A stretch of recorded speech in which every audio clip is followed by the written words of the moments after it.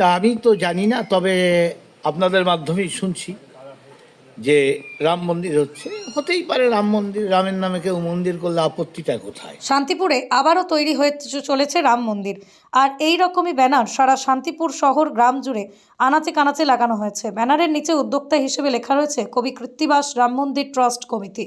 যদিও জানা যায় নদিয়ার শান্তিপুর থানার অন্তর্গত বেলঘরিয়া 2 নম্বর গ্রাম পঞ্চায়েতের চাপাতলা এলাকায় একটা জায়গাতে হতে চলেছে এই রাম মন্দির।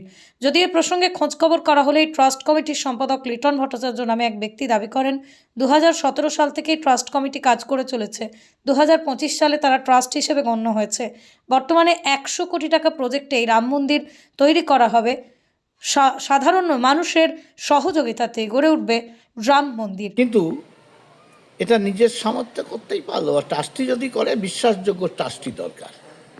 কারণ জনগণের টাকা যেন নয় ছয় না হয়, যারাই করুন আমার আপত্তি নেই। যদিও এই ট্রাস্ট কমিটির সভাপতি শান্তিপুরের প্রাক্তন বিধায়ক অরিন্দম ভট্টাচার্য বিশেষ উদ্যোগ নিয়েছেন বলেও জানিয়েছেন ট্রাস্টের সম্পাদক লিটন ভট্টাচার্য। অপরদিকে ঘটনা প্রকাশ্যে আসতেই রাজ্যের বিরোধী দলের পক্ষ থেকে একই সুরে কটাক্ষ করা হয়েছে। এ বিষয়ে সাংসদ জগন্নাথ সরকার জানান, মন্দির হলে কোনো অসুবিধা নেই, হিন্দুদের জন্য মন্দির হলে খুবই ভালো বিষয়, তা যে ট্রাস্ট কমিটি করুক না কেন। বিজেপিতে থাকলে শৃঙ্খলাবদ্ধভাবে থাকতে হয়। প্রাক্তন বিধায়ক নিজের মতো নিজেই চলেন। উনি তৃণমূলে আছে না জোটে আছে সেটা তিনি ভালোই বলতে পারবেন। কৃত্তিবাসের হাতে লেখা পুঁথি প্রসঙ্গে জগন্নাথ সরকার জানান, এখনো পর্যন্ত ভারত সরকার কোনো রকম কিছু জানে না। তারা যেন বিশ্বাসযোগ্য ট্রাস্ট হয় এবং সেটা যেন ওই কাজেই ব্যবহার হয়, এটাই আমার অনুরোধ। একটা ভালো কিছু যেহেতু উন্মাদনা আছে, সেইটা দিয়ে ব্যবহার করে তার অর্থ মিসইউজ হলো, এটা কখনই কাম্য নয়। তাই যারাই করুন, অনুরোধ করব তারা বিশ্বাসযোগ্য ট্রাস্টি হোক এবং সেই অর্থ যেন সেই মন্দিরেই। শান্তিপুরে তো বেশ কয়েকটা পুরনো রাম মন্দির রয়েছে, তো সেগুলোর উপরেও তো আলোকপাত করা যেতে পারতো। হতেই পারতো, অসুবিধা কিছু নেই। পেছনে নাকি অরিন্দম ভট্টাচার্য যে প্রাক্তন এমএলএ রয়েছেন, এরকম কিছু শুনেছেন নাকি? আমি সেটা জানি না, তবে লোকমুখে শুনছি যে তিনিও আছেন। তাহলে তো সরকারকে পাশেও পেতে পারেন তিনি, কারণ তিনি তো বিজেপিতেই রয়েছেন। তিনি কোন দলে আছেন আমরা জানি না, কারণ বিজেপিতে থাকলে এখানে আলাদা আলাদা সব প্রোগ্রাম করেন জানি। আবার শুনি নাকি তৃণমূলেও দাঁড়াবেন, আবার কেউ বলছে তিনি নাকি জোটের প্রার্থী হচ্ছেন। তা আসলে তিনিই বলতে পারবেন তিনি কোথায় আছেন। তো রাম মন্দির তাহলে মানে হলেও কোনো আপত্তি কিছু নেই। দেখুন, রাম মন্দির 10টাও হতে পারে, কেউ করতেই পারে। এবার রাম মন্দিরের নামে কোনো দুর্নীতি হোক, এটা আমি চাই না। আরেকটা প্রশ্ন রাখবো, বলা হচ্ছে নাকি ফ্রান্স থেকে যে পাণ্ডুলিপি, অর্থাৎ রামায়ণের যে পাণ্ডুলিপি বাংলায় কৃত্তিবাস রচিত, সেটা নাকি অরিন্দম ভট্টাচার্য নিয়ে আসছেন এবং ভারত সরকারের তত্ত্বাবধানে। এরকম কি কোনো খোঁজ আছে? আপনি তো সরকারের একটা দায়িত্বে রয়েছেন, অর্থাৎ সাংসদ রয়েছেন। এরকম তো হওয়ার কথা নয়, কারণ সরকারি কাজ কারো ব্যক্তির উদ্যোগে হয় না, কারণ তিনি কোনো সরকারি পোস্টে নেই। সরকারই আনতে পারে সরকারি কাজ, আর কোনো বেসরকারি উদ্যোগে যদি আনে, কোনো বেসরকারি সংস্থার কাছে থাকে, সেটা তাদের ব্যাপার, এটা আমি বলতে পারবো না। তৃণমূলের নেত্রী বলে একজন মহিলা তিনি জানাচ্ছেন, এবং বিভিন্ন জায়গায় অভিষেক বন্দ্যোপাধ্যায়, মমতা বন্দ্যোপাধ্যায়ের ছবি রয়েছে অনেক।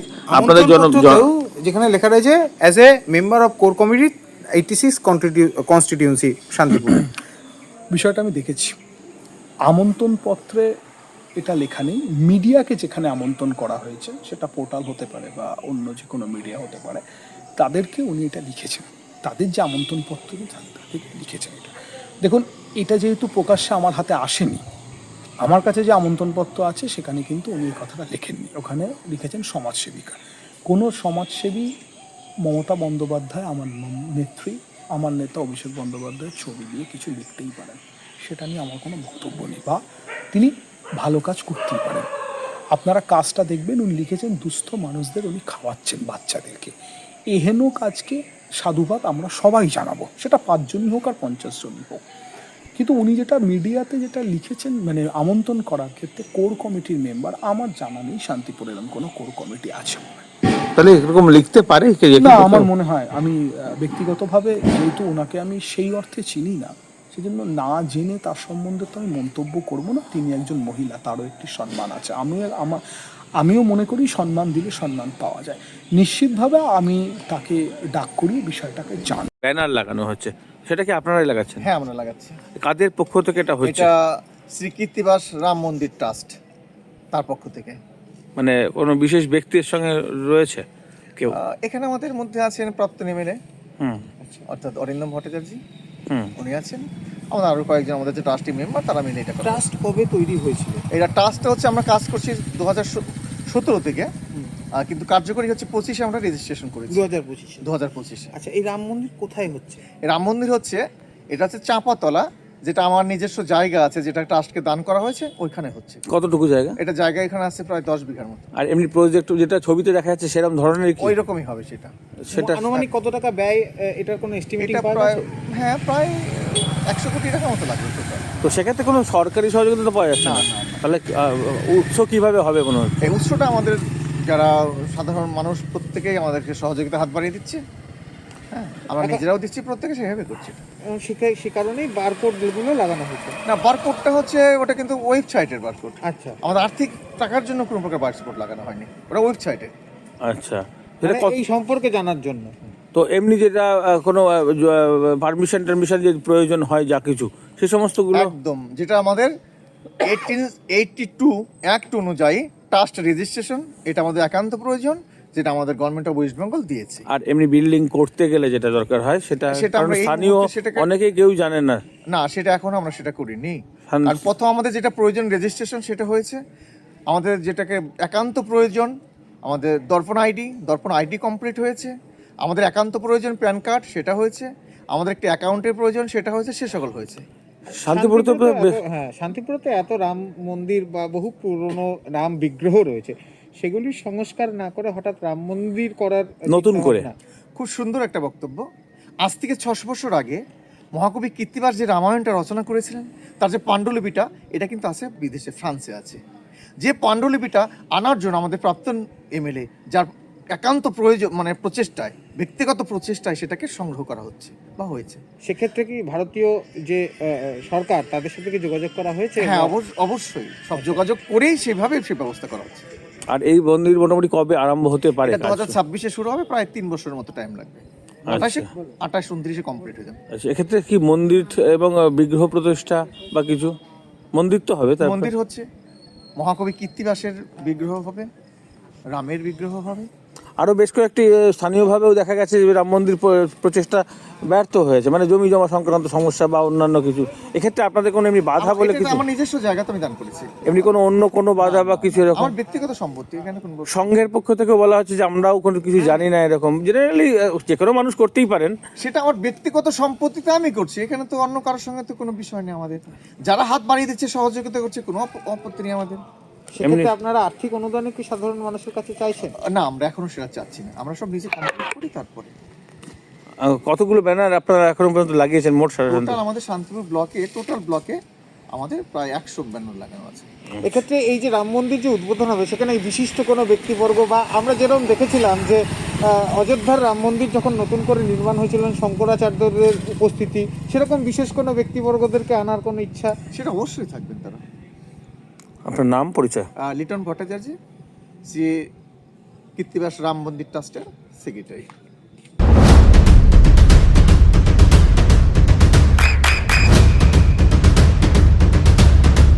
বৃষ্টিতেই স্বস্তি। বৃষ্টি অ্যাকোয়া বিশুদ্ধ পানীয় জল। ক্ষেত্রে এক নয়, একাধিক হতেই পারে। কারণ এটা সাংসদ বা বর্তমান বিধায়ক দুজনেই বলেছেন ভালো কাজ। কেউ প্রশ্ন তুলেছেন ট্রাস্টির বিশ্বাসযোগ্যতা নিয়ে, কেউ বলেছেন যেখানে হচ্ছে সেখানেই বা কোনো রামের সঙ্গে সম্পর্কিত কিনা সেই জমিটি। কি বলবেন? বিষয়টা আমার মনে হয় কতগুলো ব্যানার যেগুলো লেগেছে সেই নিয়ে এত তরজা শুরু হয়েছে। ব্যানারে কোথাও আমার নাম নেই, কিন্তু ফটোও নেই। আমি করছি সেটা আমি বলিও নি। যিনি সেক্রেটারি আছেন তাকে জানা হয়েছিল, তিনি বলেছিলেন। আচ্ছা, লিটন ভট্টাচার্য। সেক্রেটারিকে জিজ্ঞেস করার তো দরকার নেই। একটা ট্রাস্ট রেজিস্টার্ড হয়েছে এবং সেই রেজিস্ট্রেশন ট্রাস্ট কেউ নিজে নিজে করিয়ে নেয় না, সরকার 1882 ট্রাস্ট অ্যাক্টের আন্ডারে সরকার অনুমোদন দিয়েছে। তো সেই কাগজটা দেখে নিলেই হয়ে যেত, যদি এতই পেটে ব্যথা কারোর উঠছে ব্যানার দেখে।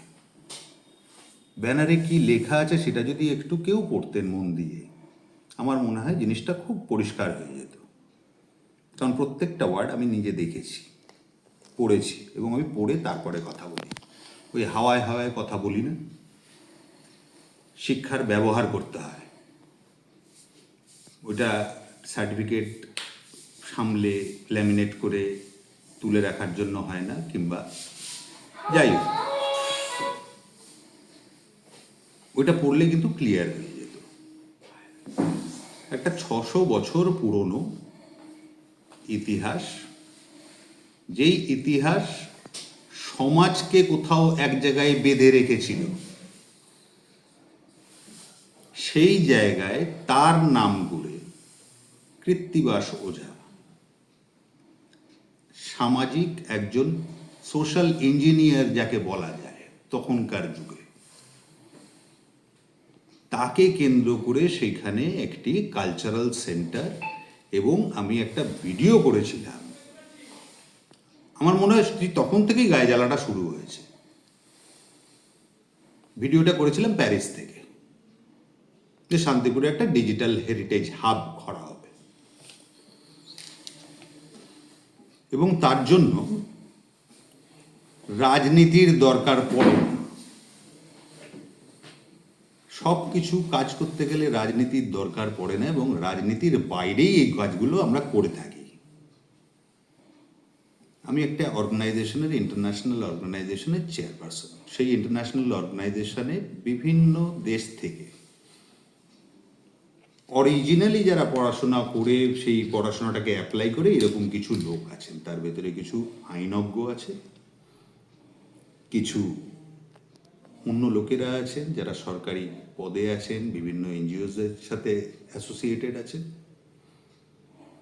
এটা একটা পাবলিক পলিসি রিসার্চ অর্গানাইজেশন।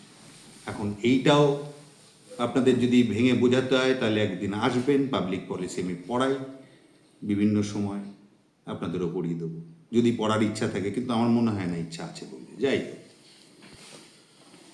একটা ব্যানারে যখন পড়ার সময় হয় না, তখন একটা সাবজেক্ট পড়া, সেটা তো আপনারা বলবেন আমি ঠুকছি। আমি বাধ্য হলাম, আমি এই বিষয়ে বলতেই চাইছিলাম না কিছু, কিন্তু যা তরজা শুরু করলেন আপনারা, তারপরে না বলে আর পারলাম না।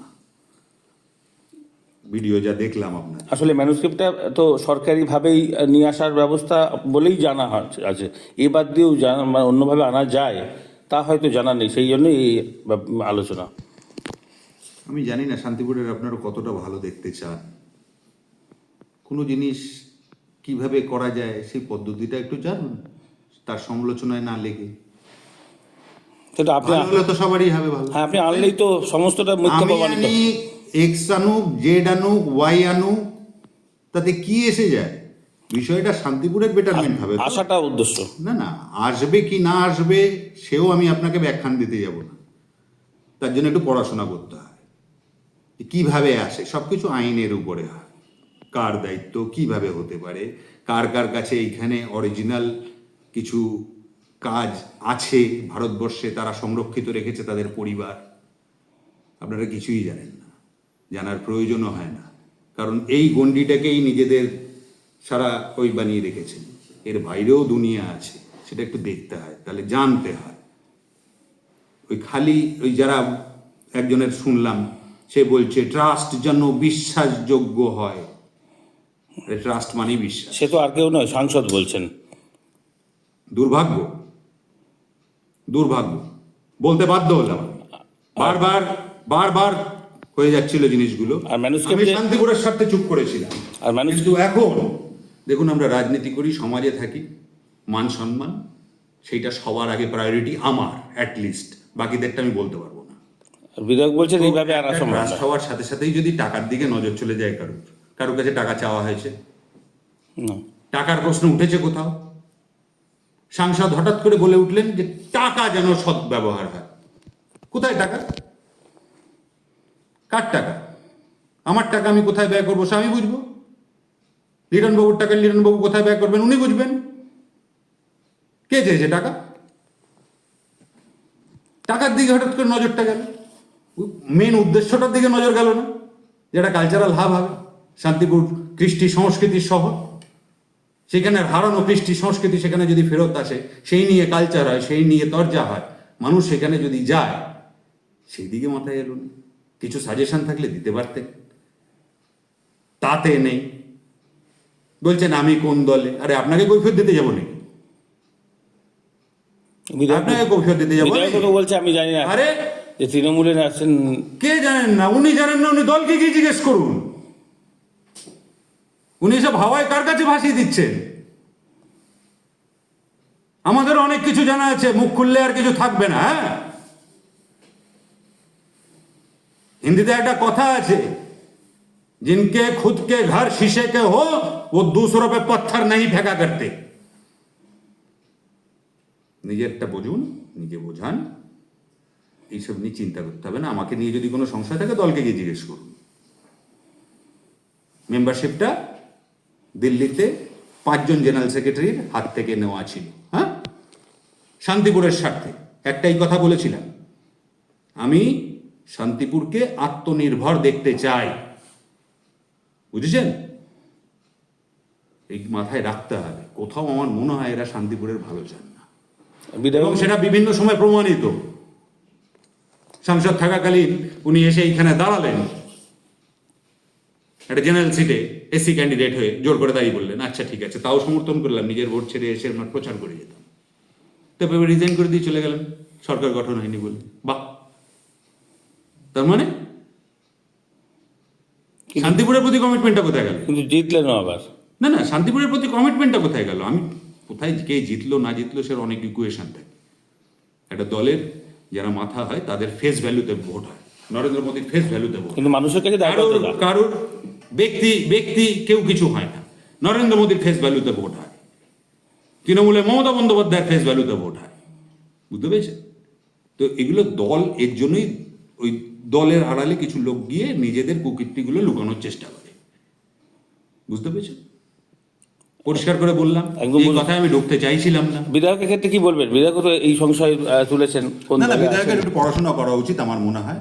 ইয়াং ছেলে, রাজনীতি করতে চায়, খুব ভালো কথা, কিন্তু একটু বুঝে এবং কথাটা একটু বুঝে সুঝে বলতে হয়। রাজনীতিতে ফটফট করে বললেই হয় না, সব কিছুর প্রতিক্রিয়া দেওয়ারও প্রয়োজন হয় না।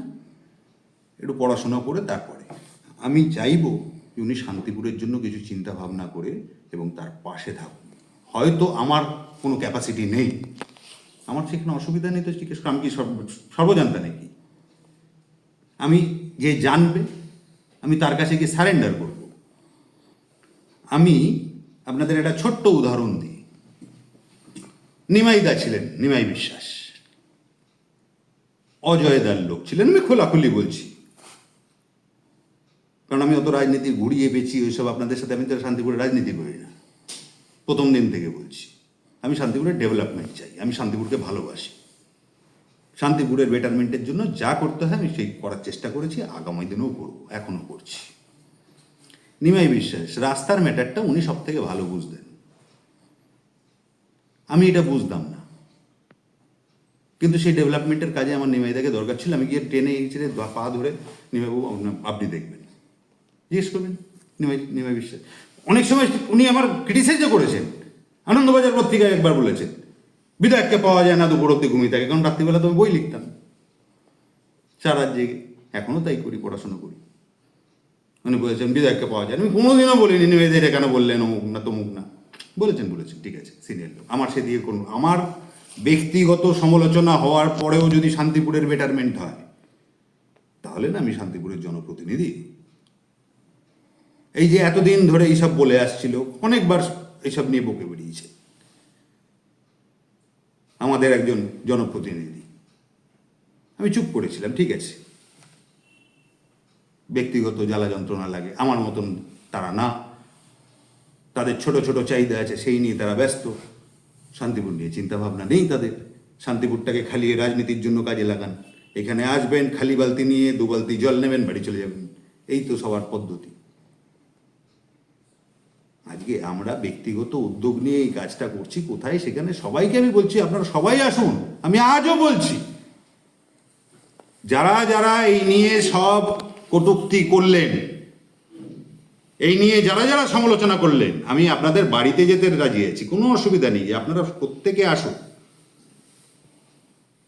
এটা শান্তিপুরের মর্যাদা যে হারিয়ে গেছিল সেটা আবার ফিরিয়ে আনার একটা গল্প। ইট ইজ নট, আপনি তো খালি মন্দিরের ম্যাটার না।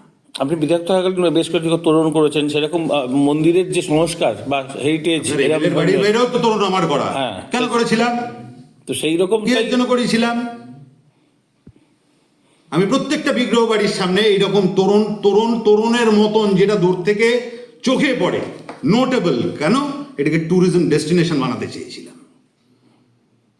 আপনার যোগাযোগটা অনেক বেশি, সেক্ষেত্রে যোগাযোগের যদি ফায়দা আমি শান্তিপুরকে না দিতে পারি, এবং এরা এই বাধা দিয়ে দিয়ে শান্তিপুরের ক্ষতি করে যাচ্ছে কনস্ট্যান্ট, কারুর কোনো আইডিয়া নেই, কারুর কোনো চিন্তা ভাবনা নেই, খালি সরকারের উপরে নির্ভরশীল হয়ে সেখানে টাকাগুলো আসবে, সেখান থেকে আবার কোথায় কি করবে সেসবের ভেতরে আমি ঢুকলাম না। নতুন যে কিছু করবে, নিজের উদ্যোগে যে কেউ কিছু করবে, এক পয়সার কোথাও কারুর সেই চিন্তা কোনোদিনও আসেনি। তাঁত শিল্প কিংবা আর যে কেউ করতে যাচ্ছে তার পেছনে যত রকম ভাবে বাধা দাও। আমি জানি না শান্তিপুরের সাথে কি শত্রুতা এদের, আর আমি তো বারবার ওই কথাই বলছিলাম যে প্রথম দিন এসে এই মাটির সাথে কি ভালোবাসা হয়ে গেছিল আমি জানি না, যার জন্য সবার বিরুদ্ধে চলে গেলাম, সবার কাছে খারাপ কিসের জন্য? কি আমি শান্তিপুরের জন্য ডিমান্ড করি? তাই তো,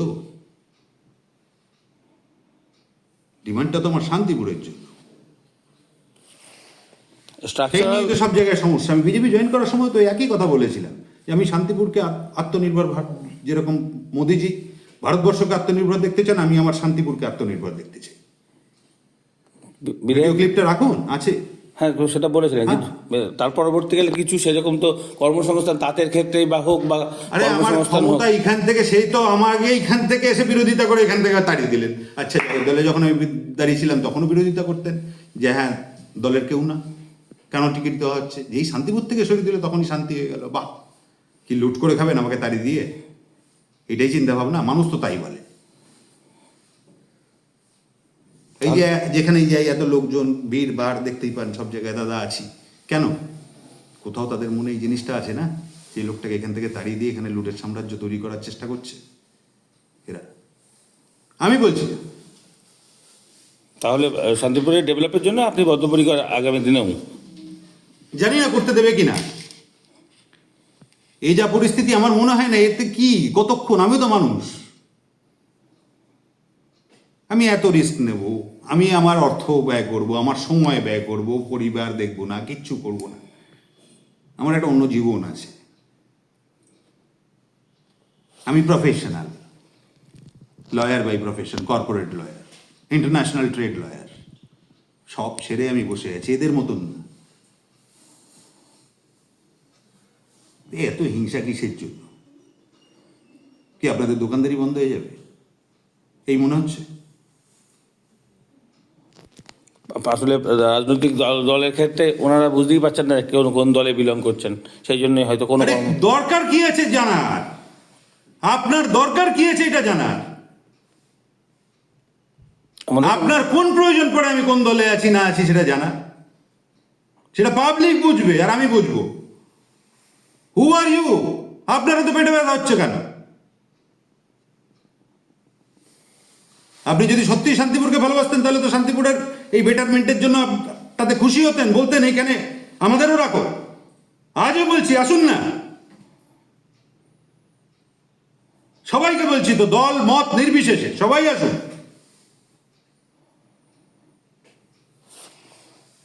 সেবেলা কাউকে পাওয়া যাবে না, কেন?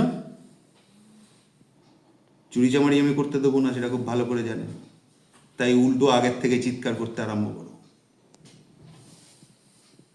টাকা নয় ছয় যেন না হয়ে যায়।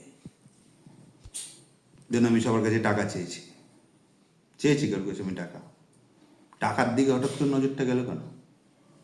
চোরের মন বোঝকার দিকে? নদিয়ার সবথেকে বড় English medium school JRS public school প্রায় ৩৫ বিঘা জমির ওপর গড়ে উঠেছে বিশাল ক্যাম্পাস। নার্সারি থেকে শুরু করে উচ্চ মাধ্যমিক, ITI college, law college, B Ed college, ভর্তি চলছে জেআরএস পাবলিক।